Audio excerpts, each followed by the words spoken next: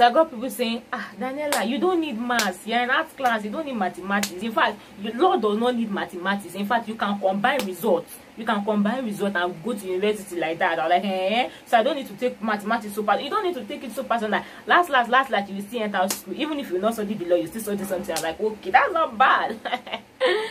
Please don't be deceived, okay? Oh my gosh, the school I went to, yeah, you need to have just 1 sitting to study law. In fact, and you need mathematics, okay?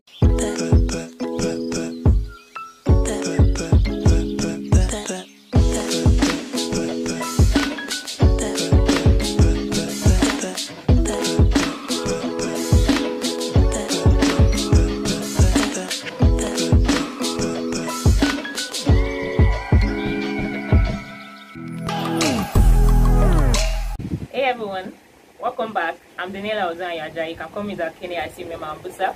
This is another Action Show where we vlog on humanity related topics. To join this great family, click on the subscribe button and continue watching. Okay, so I will start by appreciating everyone who one way or the other commented, who shared my videos, and thank you so much. May the Lord bless you, may the Lord prosper your ways, and God bless you, amen. So I'll continue the story from where I stopped the last video. If you haven't seen my last video, please do check the description box. I'll drop the link there so you can watch it after you're done watching this. And please, let's always comment to the video. It helps me know that okay, I got people following me. Don't forget to like and subscribe. Okay, so to the gist of today. So it's a norm in the Nigerian secondary school for you to choose the class you want to go. In diaspora it's called high school, so you have to choose the class you want to go. For example, at then we had science class, arts class, and commercial class. But then I was this kind of person that actually did not know what I wanted to do at that particular time. I did not know which class I wanted to go. I don't even know what I even wanted to become. But then I just knew that I had to school because definitely people were schooling. So, and there's one thing I really appreciate my parents for, the fact that they identified my potential, which is the major point here. The first point is identify your potentials. Parents, siblings, guardians, learn to identify your children's potential.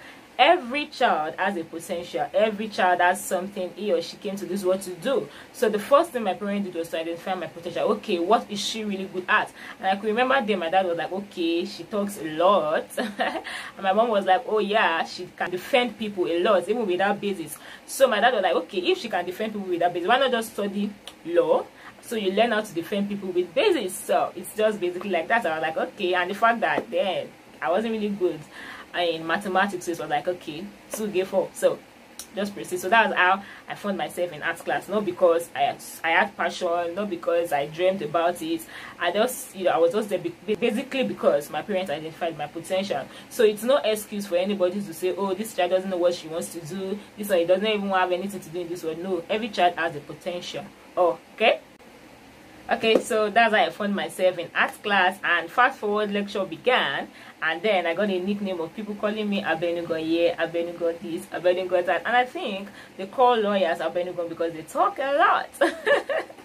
So that's how I found myself in art class, and we started lectures. And at that point, I would say that my parents actually made us like independent. Unlike when I was in JSS class, if you've seen the video, I talked about how my mom used to revise with us and all. But when we got to SS1, it was more like you and yourself, you're visualizing your hands.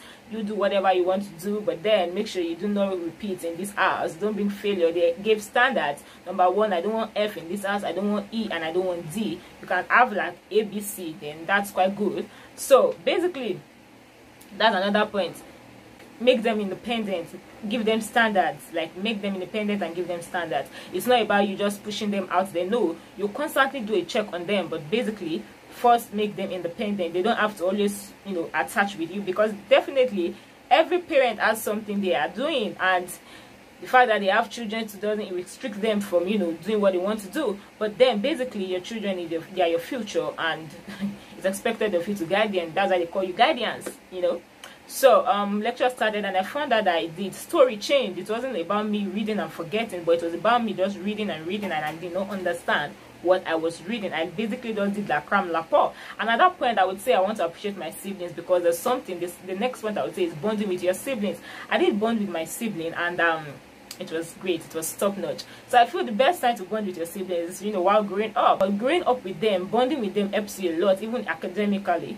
I told you every child has their potentials. I was good at something, my brothers weren't good at. They were good at something, I was also not good at. So to make a balance, we both taught each other, shared our own ideas. So for example, I wasn't too good at mathematics. My siblings were good in maths. You teach me maths, I teach you English, I teach you literature, I teach you Yoruba. You know, all this kind of stuff. That's bonding with your siblings. So don't think, oh, okay, I'm the firstborn, watch you.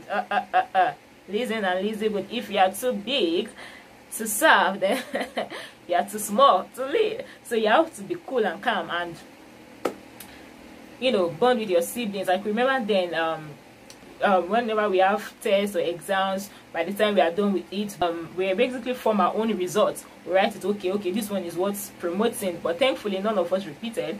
But then we were able to, you know, understand each other basically, and then we bonded together as siblings. You know, there's something that my mom used to say and my dad then, that they would say that Entoba Sheri Labiaba Wapada Washishembe.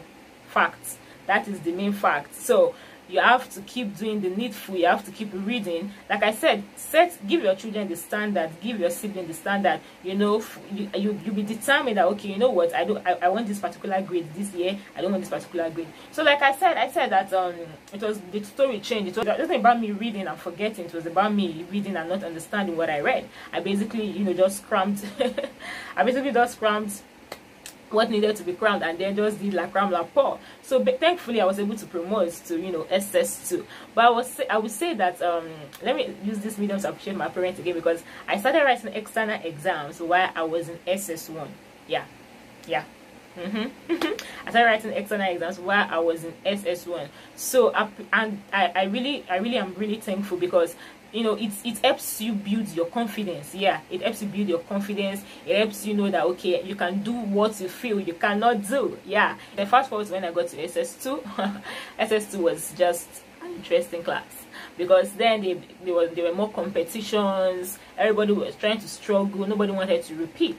So when I got to SS2, guys, like I said, I wasn't too good in mathematics. So my parents were like, okay, she's not good in mathematics, what should we do? So they got me lesson teachers. Now this is where the gist is.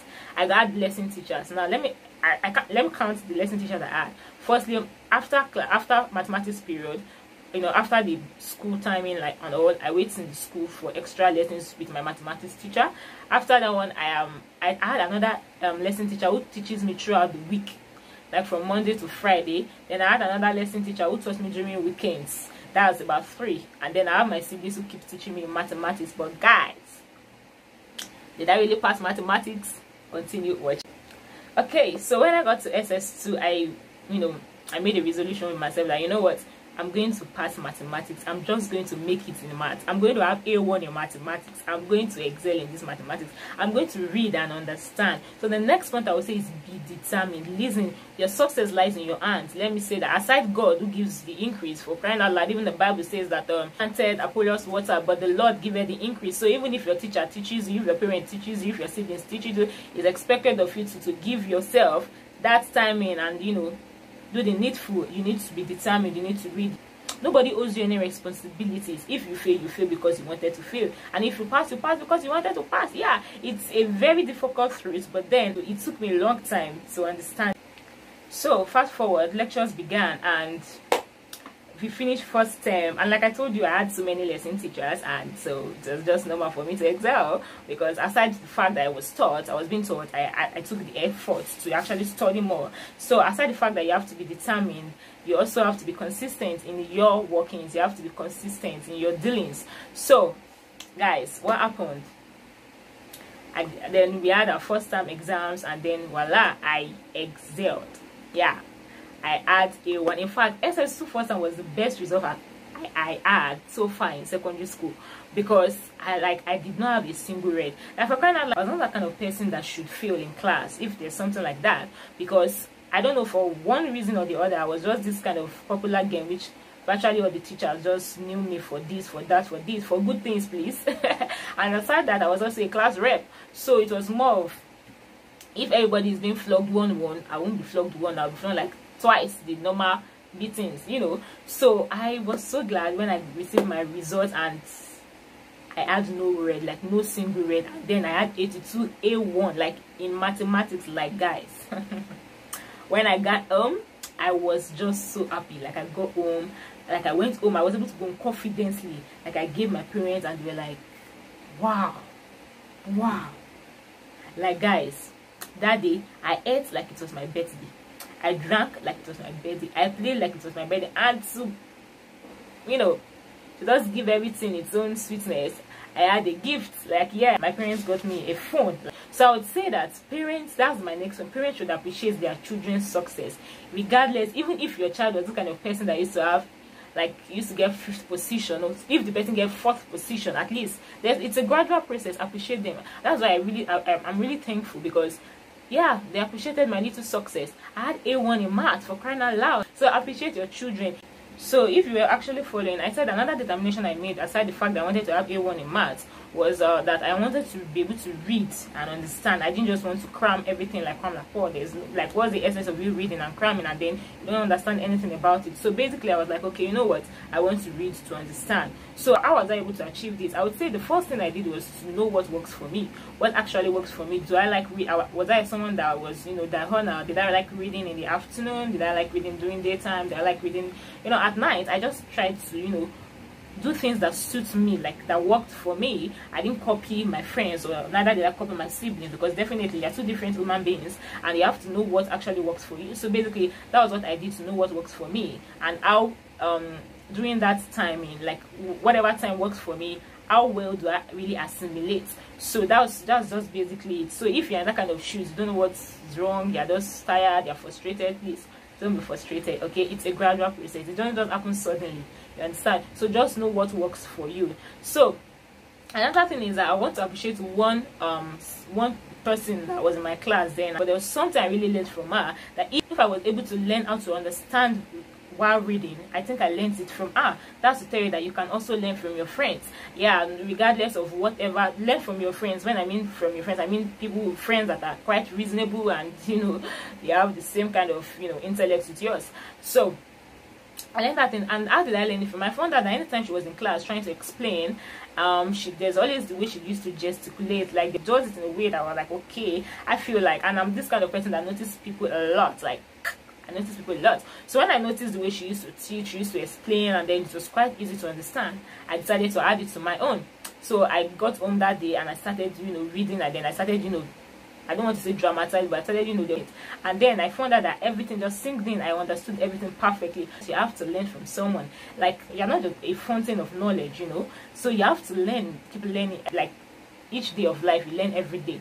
So you learn from people. You can learn from a small kid, from a child. There are so many things I've learned from people who are younger than I am, and I'm so grateful and I'm so thankful. So if there's something that really made me understand something quickly, was the fact that I was able to, you know, look at it from people. I tried checking if it worked for me, and when it worked for me, I just stick into it. So that was basically how it happened. And then throughout my SS2, I was able to read and understand, and I was having good grades. Like, I did not feel like I wasn't even feeling, there was no red in my report card, which I was so thankful of. Okay, so if I had a younger sister, like in SS3 or going to SS3, I would tell her what I'm about to say now. That in SS3 class, people would say a lot of things. People will discourage you. Then you start hearing things like, you don't need this particular subject in this field that you want to study. You don't need this thing, you don't need that. Please debunk that. It is trash. Now, you will know why I said this. So in SS3, when I got to SS3, I started doubting what I actually wanted to study, which is law. I started doubting it, because then people started coming with different kind of things. Auntie, what did you do? And then it was time for us to, you know, write JAMB, and then everyone started choosing their choice schools, choosing their choice course of study. And then I think about 2 or 3 of my classmates came to me and like, Diana, what did you choose? And definitely, what do you expect me? I chose law. And they were like, law? Why will you choose law? And I was like, what do you mean, why will I choose law? I don't know they used to kill lawyers. And I was like,